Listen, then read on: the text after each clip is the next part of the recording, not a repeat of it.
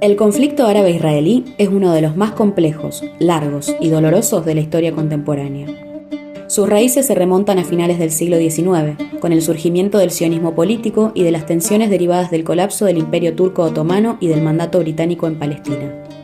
En 1948, cuando se crea el Estado de Israel sobre una base de reglas ya injustas, que además después van a violarse continuamente, la región comenzó a ser un escenario belicoso, con desplazamientos forzados y un enfrentamiento que sigue dejando miles y miles de víctimas y miles de palestinos que perdieron todo y quedaron en condiciones de refugiados. Hoy tenemos acceso inmediato a imágenes y testimonios. Estamos siendo testigos del genocidio más documentado en la historia de la humanidad.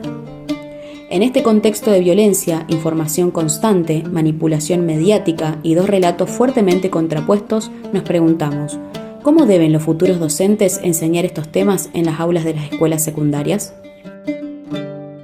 En un tiempo donde el rol docente se encuentra profundamente degradado en nuestro país, resulta urgente recordar por qué esa labor es tan importante. Los docentes no solo transmiten conocimiento, sino que también forman personas, valores y pensamiento crítico. Su tarea va mucho más allá del aula. Implica compromiso, paciencia y vocación para construir una sociedad más justa y consciente. En este trabajo converso con dos profesores del Instituto Superior del Profesorado número 62, Ángela Cullen, de San José de la Esquina, Victoria Lambertucci y José Pepe Giuliano. Con ellos reflexionaremos sobre cómo abordar en la formación docente temas tan controversiales como el conflicto árabe-israelí.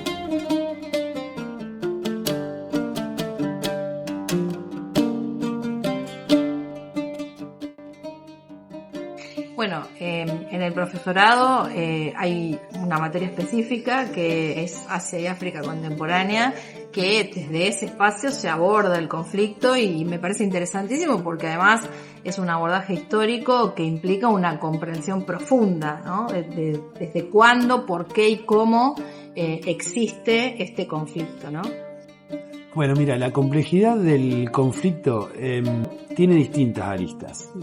Más allá de lo complejo que significa el proceso histórico en sí mismo, que bueno, más allá de los 80 años, las cuestiones precedentes que también son importantes para poder entenderlo, la carga ideológica termina repercutiendo directamente en qué tipo de información nos llega, cómo es trabajada. Es decir, más allá de lo complicado que es la cronología en general, esta carga ideológica termina repercutiendo directamente en cuestiones muy básicas como el acceso a la información. Entonces eso va a dificultar terriblemente el análisis, ¿sí? Bueno, en relación a la forma de abordar este tipo de conflictos, bueno, lo que primero debería tratar de hacerse, creo, es intentar encontrar redes para que esta información pueda circular.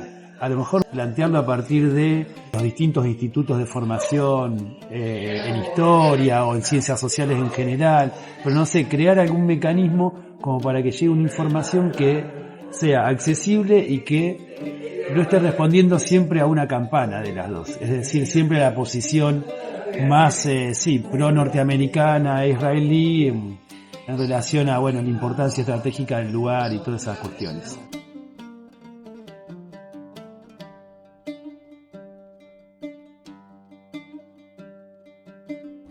En primer lugar, creo que no hay ninguna posición docente que no tenga una carga ideológica. Es decir, pensar a un docente imparcial que solamente brinde información es también estar ocultando que detrás de esto hay primero una carga ideológica en la selección de temas, en cómo se trabajan. Por lo tanto, siempre el trabajo docente es un posicionamiento político. Y no quiero decir partidario, no tiene que ver con un partido político, sino con un posicionamiento en relación a qué se entiende por el mundo, por el funcionamiento, por las relaciones humanas dentro de este funcionamiento. Y entonces siempre hay un posicionamiento político. Querer ocultarlo es desestimar y desprestigiar la figura del docente. Los positivistas tampoco eran neutrales, los positivistas también tenían una carga ética. En todo caso, el positivismo lo que consideraba era, la manera de verse neutral frente a las situaciones, pero esta posibilidad no existe en el ámbito de las ciencias sociales ni tampoco en el ámbito de las ciencias naturales, y mucho menos cuando sos docente.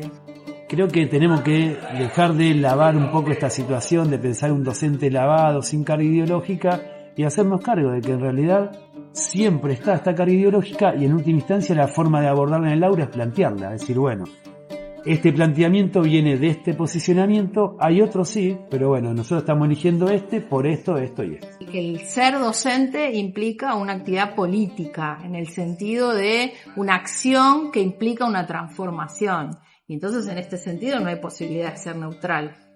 Hasta la puedo comparar con el trabajo periodístico. También, hablar de un periodismo objetivo es una falacia absoluta, nunca puede existir eso. Bueno, con la docencia es algo parecido.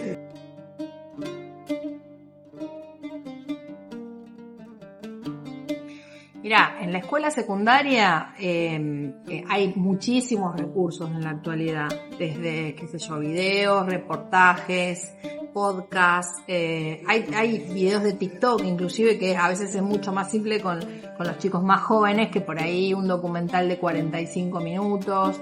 Bueno, se puede trabajar con fuentes, se puede trabajar con imágenes. Yo creo que hoy en día el tema de las imágenes en un conflicto como ese es muy contundente a la hora de poder pensar el propio conflicto. Y por supuesto que entiendo que tanto desde la historia como desde la geografía se pueden abordar perfectamente. Digamos, uno que tiene que ver con la comprensión a lo largo del tiempo de este conflicto, y el otro quizás desde una mirada más geopolítica, ¿no? Y la implicancia en relación a ese territorio.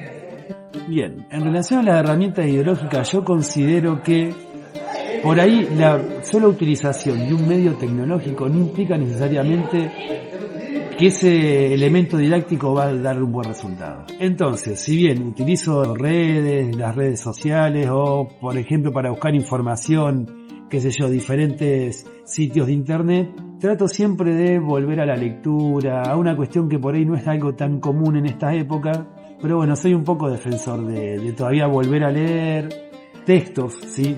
No noticias o cosas muy partidas, digamos, muy diseminadas. Bueno, para preparar clases en la escuela secundaria hay que tratar de encontrar material que sea un poco general. No podemos ir a algo tan muy específico, primero porque hay una cuestión de formación, de crecimiento en lo que sería la historiografía. Y en ese sentido, bueno, en los libros de texto, la lectura normalmente es muy ideologizada, por ahí tirando en esta idea de narración única, y el material es bastante, digamos, que no me convence demasiado. Por ahí lo que yo trabajo es con algunos autores así particulares, pero bueno, me cuesta mucho encontrar material específico interesante. Y bueno, en relación, por ejemplo, a los últimos 2 años y digamos, cómo se fue exacerbando el conflicto, fuimos trabajando con noticias de distintos lugares, por ahí trataba eso, de buscar de cadenas, por ejemplo, como Al Jazeera, que hablan un poco de la versión árabe, podríamos decirlo, y contraponerla con la versión más norteamericana, de las cadenas que más estamos más acostumbrados a ver.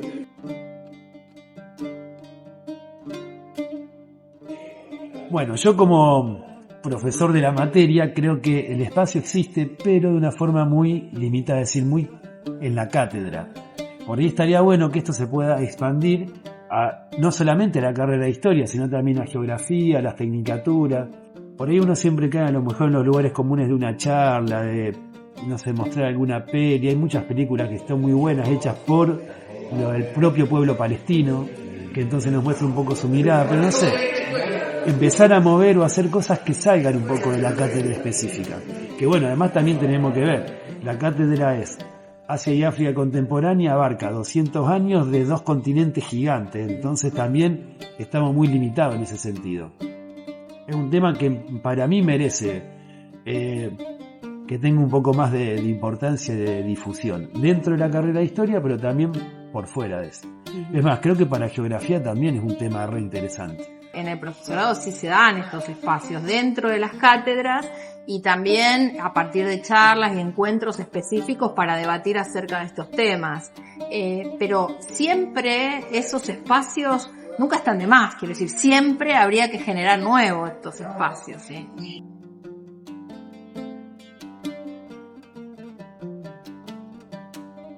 Bueno, Creo que el desafío es grandísimo, porque, digamos, por un lado, lo que tiene que ver con el rol docente y la desvalorización social que existe del rol docente, que no es un fenómeno reciente, pero sí es un fenómeno que, digamos, se ha ido incrementando en estos últimos años.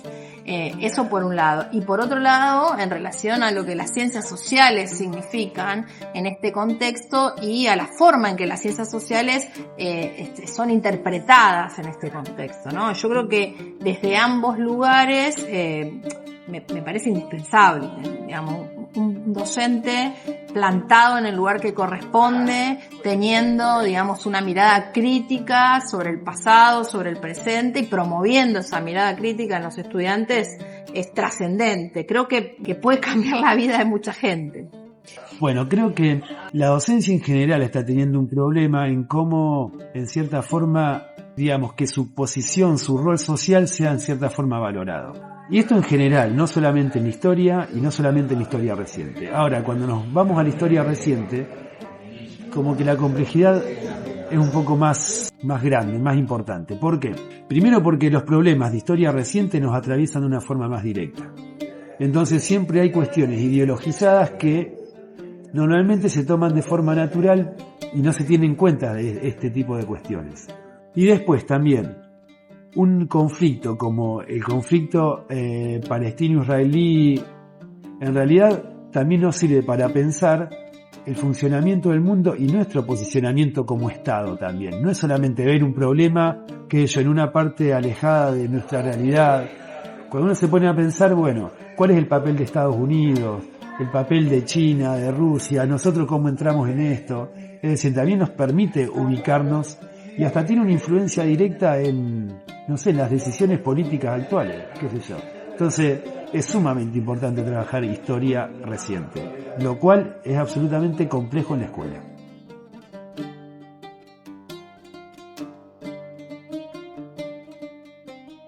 Qué pregunta complicada. Es algo que todo el tiempo intento encontrar.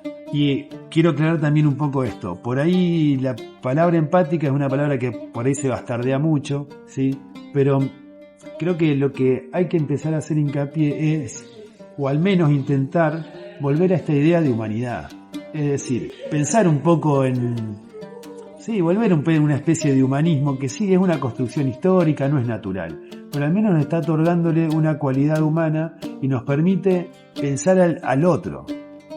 Y justamente esta posibilidad de pensar al otro, es una especie de traba contra estas grandes masacres y genocidios que se están cometiendo, porque justamente la posibilidad de cometer un genocidio es eliminar al otro como un otro, y deshumanizarlo y eliminar toda característica de humanidad. Ahora, ¿cómo lograr eso en un estudiante? Sí, a mí me cuesta un montón. Intento lograrlo a partir de mostrar situaciones, por ejemplo, de historias recientes, de qué sé yo, que nos puedan acercar un poco a imaginarnos que es un mundo, digamos, que no está tan alejado de nosotros, que influye y que, no digo que el conflicto de Medio Oriente pueda terminar sucediendo en Argentina, pero lo que estoy diciendo es que pensar ese tipo de conflicto también nos permite como ubicarnos dentro de un lugar un poquito más humano y pensar un poquito en el otro, que creo que es la única forma de, no sé, tratar de hacer esto un poquito mejor.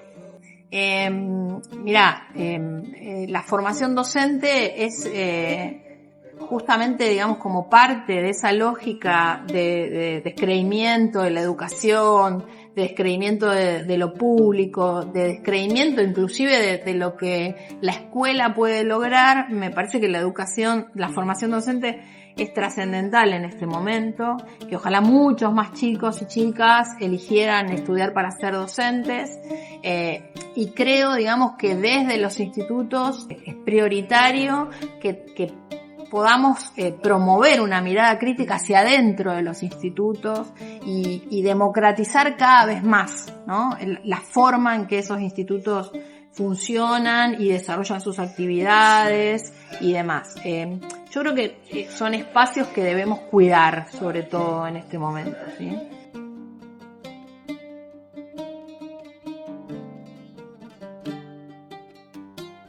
Yo creo que sí, que digamos que los discursos neoliberales tienen, digamos, un enemigo particular que son las ciencias sociales y particularmente la historia. Siempre cuando en primer año debatimos acerca de la importancia de la historia y del conocimiento de la historia, pensamos en estas cuestiones, ¿no? ¿Qué pasa cuando un pueblo, entre comillas, no conoce su historia? Bueno, cuando no conoce su historia, lo que sucede es un análisis acrítico, y en ese análisis acrítico se ponen en juego cuestiones que son irreales, es decir, versiones de la historia que son mentiras, básicamente. Lo que hay que dejar claro es que tanto de la historia reciente como de la historia no tan reciente, la historia es una ciencia que trabaja con un método, y por lo tanto las verdades que aparecen son verdades científicas. Quiero decir, a esta altura discutir lo que sucedió durante la época de la dictadura digamos, no tiene ningún rigor científico, porque si no desconoceríamos que la historia es una ciencia, ¿no? Y bueno, y esto hay que insistir con esto, porque el trabajo del historiador se basa sobre todo en el análisis de distintos tipos de fuentes y en la reconstrucción del pasado a partir de ese análisis. Y ese análisis es riguroso, quiero decir, no hay posibilidad de que no exista ese análisis, sino lo que estoy escribiendo es un ensayo, sino lo que estoy escribiendo son opiniones, que está perfecto también, pero que hay que dejar en claro que no son historias. Estoy de acuerdo en que hay un cierto descrédito en la palabra docente, pero creo que también hay un descrédito en la palabra en general. Ya no hay discursos que puedan ser sostenidos de forma, podríamos decir, social, es decir, por colectivos sociales, o al menos cada vez es más difícil encontrar este tipo de discursos. Creo que tiene que ver un poco con estas épocas que, no sé, algunos la llaman, qué sé yo, la posmodernidad, pero bueno, más allá del concepto, no importa. Sí sabemos que hay una nueva forma de relación, una nueva forma de que algún discurso sea aceptado o no, y hay una cierta fluidez, es decir, liquidez de los discursos. Entonces, los docentes participamos de todo este mundo, un mundo donde todo es mucho más efímero, es muy difícil, por ejemplo, que alguien, no sé, se ponga a leer un texto durante media hora, es todo TikTok, tiki rápido. Bueno, en ese contexto está la escuela. Salir de eso y es medio imposible, porque es un contexto social, me parece, que excede la escuela. Ahora, creo que hay cosas que sí se pueden mejorar. Y bueno, y acá voy y tiro un poco para el lado de las ciencias sociales y de la historia. Creo que los últimos cambios curriculares han provocado cambios que son bastante jodidos para las ciencias sociales. Se han sacado muchas horas, se han eliminado horas específicas, por ejemplo, de historia. Si uno no está en una escuela donde la terminalidad es en ciencias sociales, hay solamente 3 años de historia, es muy difícil llegar a trabajar historia reciente o una historia un poco más contemporánea. Entonces también hay una limitante del tiempo, de espacio, digamos. No es solamente que es una cuestión exógena a la escuela, hay algo también que se podría mejorar dándole más trabajo a los profesores de historia, más horas de historia en las escuelas.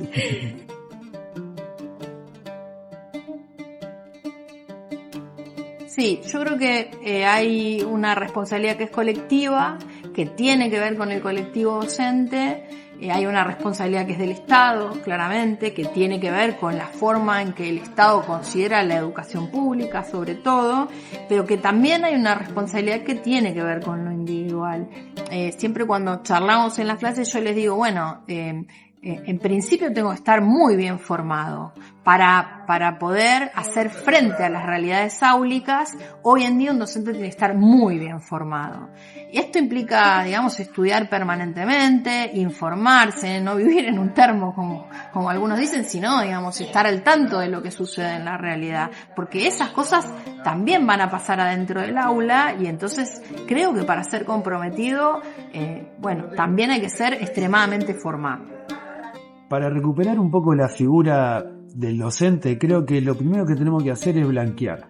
Es decir, no pensar que somos sujetos totalmente alejados de los posicionamientos ideológicos. Vuelvo a repetir, no significa hacer partidismo político, pero sí dejar claro que la historia es interpretación del pasado, por lo tanto hay diferentes interpretaciones, y desde qué lugar uno está parado para interpretarlo es indispensable para darle credibilidad a ese discurso.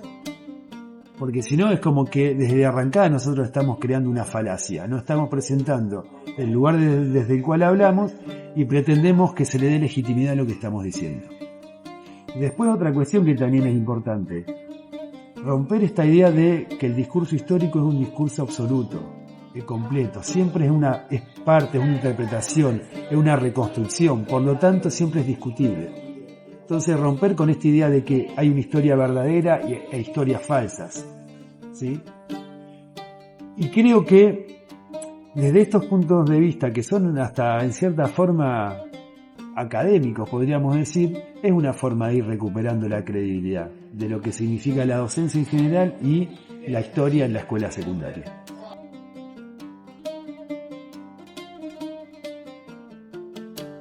Bueno, el otro día leí un meme que decía qué difícil la van a tener los profesores de historia del futuro. Probablemente sí, pero también, digamos, va a ser una etapa que va a ser muy rica en términos de cómo se va a analizar, ¿sí?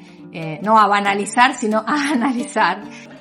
Bueno, para los que se están formando como docentes o los que tienen interés en formarse en un futuro, bueno, por ahí el mensaje que les doy, por un lado que la historia, o creo que ser profesor de historia, y acá por ahí a lo mejor lo ayorno un poco con mis propios gustos personales, pero creo que excede un poco lo que es la enseñanza en sí misma, porque te termina ubicando en un posicionamiento, en un lugar donde también como que te ayuda a interpretar el resto de las cosas. Es una forma y una lectura sobre el mundo, sobre la vida, sobre las relaciones. Es más, por eso digo, excede la cuestión de la enseñanza propiamente dicha, porque creo que es una especie de escuela para la vida, en cierta forma. No en el sentido de que te enseña qué es lo que uno tiene que hacer, pero sí que te da herramientas para poder interpretar cosas. Que, bueno, a lo mejor otras carreras también lo tienen, pero la historia creo que apunta mucho más a eso, a poder tener marcos de interpretación que justamente nos permiten movernos distintos, más allá que después si ejercemos o no la profesión, que bueno, eso también es algo muy particular y da un montón de satisfacción, está muy bueno, pero en sí mismo la propia formación en historia permite eso, creo, como podríamos decir, un abrir la cabeza, un lograr entender otras interpretaciones y romper la naturalidad, lo que pensamos que es natural. Qué sé yo, a mí me apasiona la docencia y trato de transmitir eso también. Trato de que como te dije antes, hay responsabilidades que vienen desde arriba, pero creo que también hay que volver a esa cuota de apasionamiento por la docencia, por lo que hago, por poder transformar desde ese lugar a los jóvenes, ¿no? Así que pienso que tiene que ver con todo eso, pienso que hay que formarse, que hay que seguir leyendo, que hay que pensar colectivamente, que hay que defender la educación pública y también pienso que hay que tener una cuota de apasionamiento, ¿no? Porque si no, digamos, trabajar con personas y no ser apasionado, bueno, probablemente te resulte hasta desagradable en un punto, preferible dedicarse a otra cosa.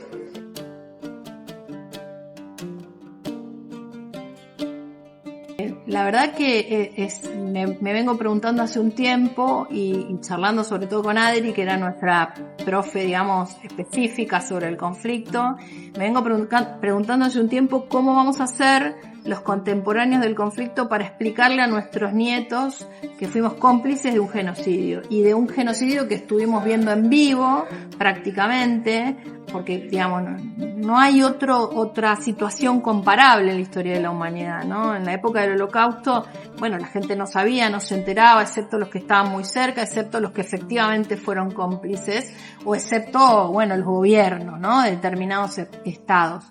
Pero lo que sucedió con esto fue que todos vimos en vivo y en directo lo que estaba sucediendo. Creo que en un punto la sociedad civil fue reaccionando, las manifestaciones, las marchas, las manifestaciones en las redes sociales, bueno, creo que todo sirvió y sirve para visibilizar lo que está sucediendo.